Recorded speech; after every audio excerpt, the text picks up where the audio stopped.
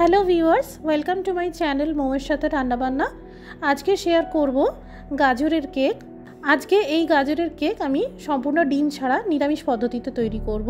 দুইটি গাজরকে আগে থেকে গ্রেট করে রেখেছিলাম, এবার মিহি করে পেস্ট করে নেব। এই গাজর পেস্ট করার সময় খেয়াল রাখবেন যেন গাজরের একটা টুকরোও না থাকে। নিয়েছি টোটাল 200 গ্রাম ময়দা, ভালো করে চেলে নেব। এই কেকটা আপনারা আটা দিয়েও বানাতে পারেন। সামান্য লবণ দিয়ে দিলাম, আধা চামচ মতন দারচিনির পাউডার দিয়ে দিলাম।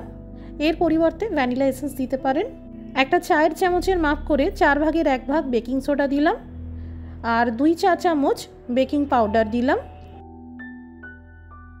দিয়ে দিলাম 50 গ্রাম মতন সুগার পাউডার। এখানে চিনিকে গুঁড়ো করে নিয়ে সুগার পাউডার তৈরি করে নিয়েছিলাম।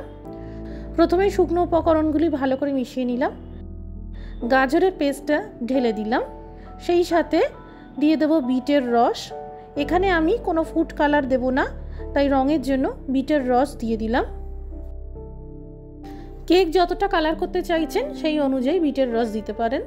আপনারা এই মিশ্রণ পাতলা করতে চাইলে দুধ দিতে পারেন, তবে রুম টেম্পারেচারে রাখা দুধের ব্যবহারই করবেন। 1 চামচ তেল দিয়ে দিলাম, এর পরিবর্তে আপনারা মাখন দিতে পারেন। ভালো করে সব কিছু মিশিয়ে নিলাম। এবার 5 মিনিট মতন ফেটিয়ে নিতে হবে। হ্যান্ড বিটার বা ইলেকট্রিক বিটার যেটা সম্ভব সেটা দিয়েই ভালো করে ফেটাতে হবে। ফেটানো যত ভালো হবে কেক তত ফুলবে আর স্পঞ্জি হবে। এই দেখুন একদম ক্রিমের মতন ব্যাটার তৈরি হয়েছে।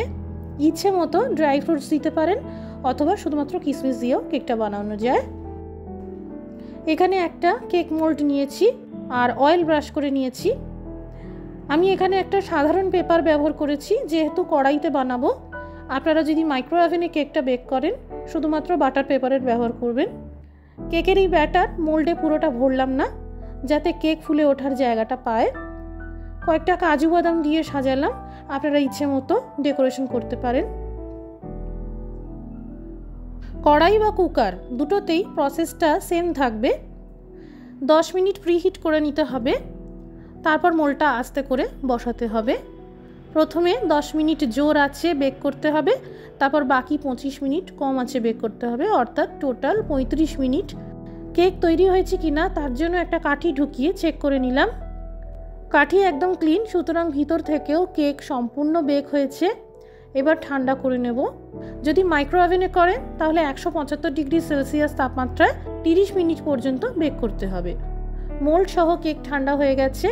এবার আস্তে করে ডিমোল্ড করে নেব, আর এই কাগজটা তুলে ফেলে দেব।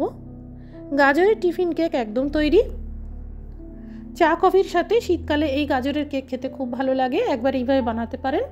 আজকের রেসিপিটি ভালো লেগে থাকলে শেয়ার করে দেবেন।